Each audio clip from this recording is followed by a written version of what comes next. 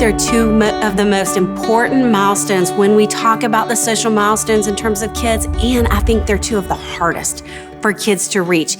And also in these two in particular, I think what it looks like for boys and what it looks like for girls is entirely different, especially the stumbling blocks, which is what I want to talk a little bit about right now. So when we think about boys and the primary stumbling blocks to boundaries and ownership, the first thing that I think of is something that David talks about in the book that I loved. He had this acronym that is BAD. I mean, the acronym is literally BAD. B-A-D. Blame, avoidance, and denial.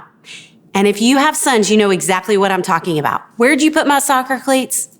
You've never worn his soccer cleats. You haven't seen the soccer cleats, but he immediately defaults toward blaming you. And research says that when something goes wrong in a boy's world, he blames someone else. I would say typically his mom. When something goes wrong in a girl's world, she blames herself. And so he's going to default that way automatically. One of the things that we'll do in counseling a lot are what we call strengths assessments, where they come up with a list of their strengths and a list of their weaknesses. Boys do a fabulous job about describing their strengths, but they have a really hard time coming up with those weaknesses. And so we want to help him find his way to ownership and boundaries, both of those things. And with boys in particular, the reality is we can't care more about something for him than he cares about it for himself.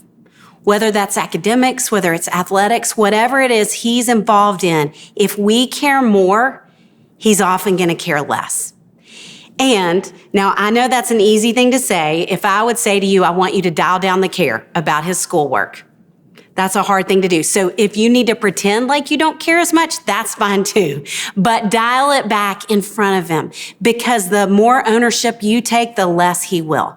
And boys are going to struggle in that way specifically. And there was something that came across my Facebook that I loved from a private school for boys. And I want to read y'all this sign that this school had on the front door of their school for the first month.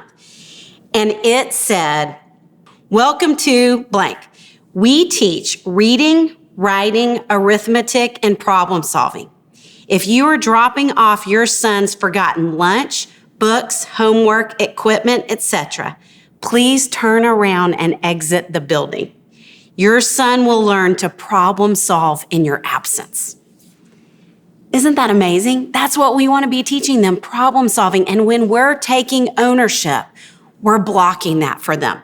The bottom line is that boys have a hard time respecting boundaries and taking ownership, whereas girls have a harder time setting boundaries. And so that's what I want to talk about in terms of the girls, that they have, I think when we think about boundaries in girls, at least what I thought about when we started working on this chapter for the Are My Kids on Track book is I immediately thought about relationships, that girls have a hard time setting boundaries in relationship. And with them, there are three primary ways I think that comes out in the life of a girl and how she connects with others.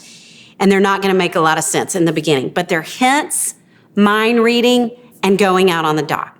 So when you think about hints, I think girls hint all the time when they don't have the courage or they feel like they don't know how to say, maybe even they think they're being kinder in the way they say it. They say these hints to someone else. For example, I had a girl who came in and met with me and she said that her best friend had come up to her on the playground and said, "No offense, but our friendship is like a dead flower."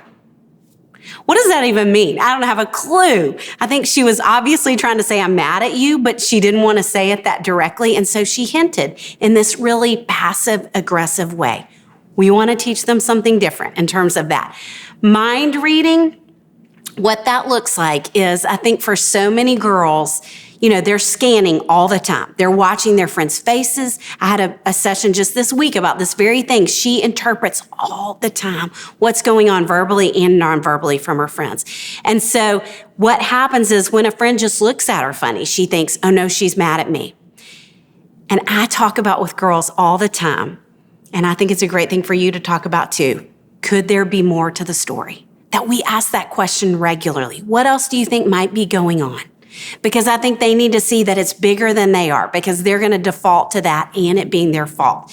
Hence, mind reading and going out on the dock. And I have a friend who, growing up, used to go on these youth retreats, and they would go to the lake. and in the midst of their bigger group times, I think would start to feel lonely sometimes. And this is actually a boy, but I think this is a more common girl occurrence. And so what he would do is when he would feel lonely, he would wander out onto the dock of that lake house, hoping that somebody would follow him out there and say, "What's wrong?" Girls do it all the time. I'm not upset, I'm fine. Hoping that someone's gonna ask them more questions. What's wrong? What's wrong? And follow them around. Now, it's not helpful when we do that with them. They even do it in counseling. I will have girls who will sit across from me and say, "The worst thing happened to me this week, but I'm not ready to talk about it." Which obviously she brought it up, she wants to talk about it. But even when I'm talking with our younger counselors at Daystar, I will say, don't follow them into that because it's not helpful for them. Instead to say, "I'd love to hear about it when you're ready to talk about it." And you can do the same thing at home. "I want to hear that story when you're ready to tell me," and then walk away from them. Don't follow them.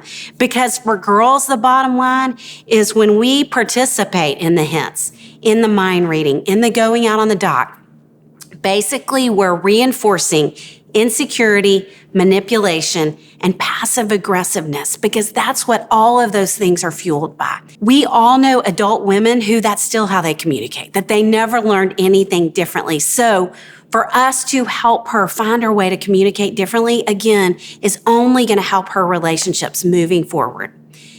And you all, big picture, I think in all of these things, what we're talking about with kids, with boys and girls, is a sense of deciding that we're going to value their character over their happiness.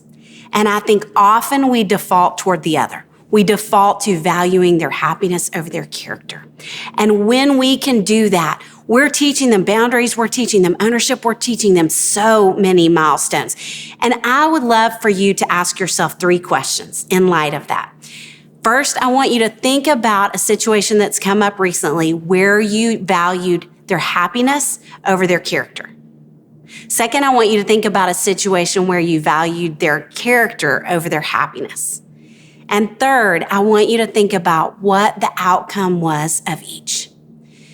Because when we value kids' character over their happiness, when we do teach them, help them get to these important milestones of ownership and boundaries, you all, we are helping set the stage for healthy relationships, for friendships, for spousal relationships, for workplace relationships, all the relationships they're going to encounter in their lifetime. And I think we're setting them up for more confidence in the long run too.